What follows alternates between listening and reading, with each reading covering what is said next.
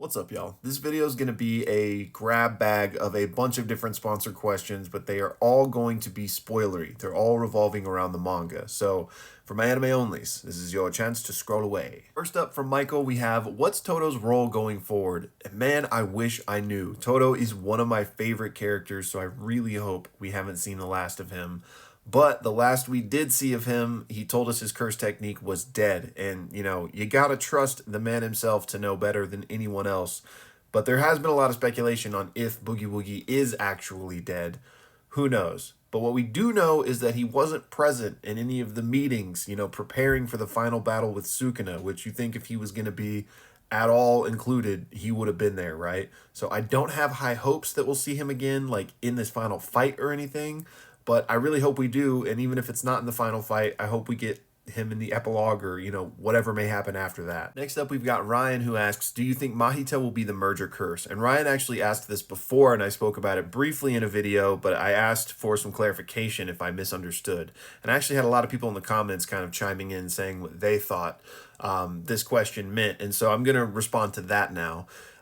Being that the merger curse is Tengen with humanity, right? So in a way, this is like a curse born from humanity, which also Mahito was. So along that line of thinking, I could see this merger curse being Mahito-esque. But what I mean by that is not that it will be the character Mahito. It won't have Mahito's face or personality, if you will. But those things aside, I could see it being similar in that it is the curse born of humanity. Like maybe it similarly has some sort of soul power, if you will.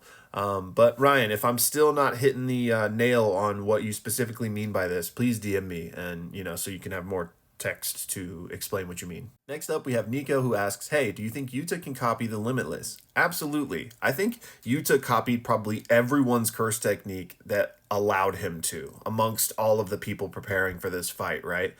Because why wouldn't they? They need every edge they can get, and obviously Gojo would allow him to copy Limitless if Yuta wanted to, right? The issue lies in the fact that you really need the six eyes to properly use Limitless.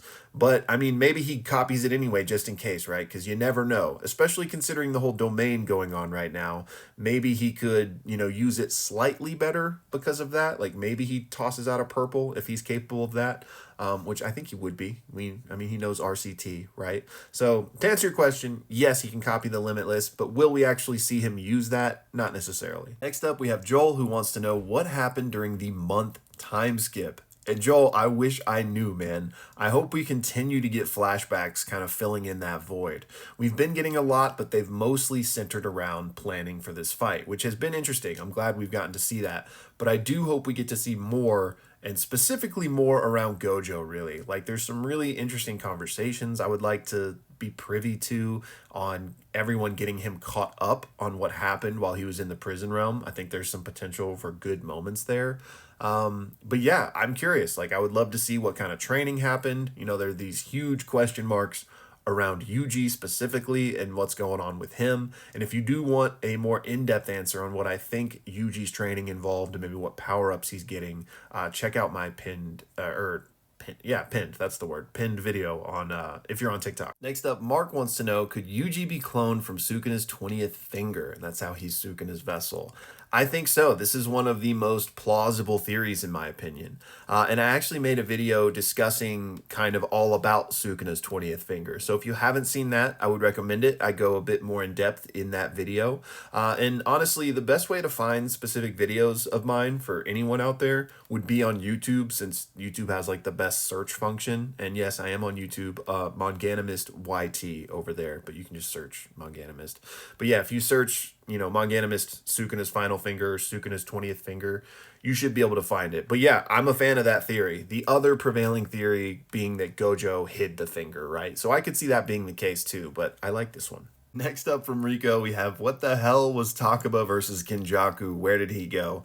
What a hell of a fight. I know some people weren't like feeling that fight on a week-to-week basis as they were reading it, because we had just come off the Gojo Sukuna fight, and this fight was crazy, but I think this fight is only gonna like grow in appreciation in people's minds, because I thought it was great. I thought it was hilarious, and I'm probably gonna make a video explaining Takaba's curse technique, and maybe we'll talk a little bit more about that fight like a fight breakdown in that video. But as far as where he went, he's still just lying on the ground there. And in the most recent chapter, you can see Akotsu like holding his hand, which I think implies that he is still alive, but he could be gone and Akotsu was just like holding on to him to make sure that Kenjaku didn't like take the body to potentially swap with it or something. But he's still there, still just lying on the ground. Next up, Liz wants me to explain the Sukuna versus Gojo fight like she's 5. So imagine like Gojo's your dad, right? And you think your dad's the strongest, but you've got this school bully that's like, no, your dad sucks. My dad's the strongest. So what do? You got to have your dad battle, right? And your dad is really strong. He's very talented and he's actually stronger than your bully's dad. But your bully's dad, unfortunately, is very, very smart and has been planning for this exact battle for a while, you know, using all the tricks up of his sleeve. Plus, he's just been a fighter for much longer, you know. Your dad's like raw talent, also hardworking, but raw talent. Bully's dad has been like an MMA fighter for 1,000 years. So that's kind of what happened. But also for a more serious answer, I did a like thorough breakdown of the domain clashes for this fight. So I would highly recommend that. Because I know that's the part that confuses the most people. Next up, BB Sukuna wants to know, how did Gojo get so buff before his fight with Sukuna? Yeah, so Gojo beefed up from his time in the prison realm. From, if you look at it before and after, he's much thicker. So I think he was just training in there, right? We don't know exactly how, like, it works with him in there. We didn't like get a lot of panels about him being in there, right? But I think it stands to reason that he was able to train. Like we know he was able to learn about his domain from his time in there.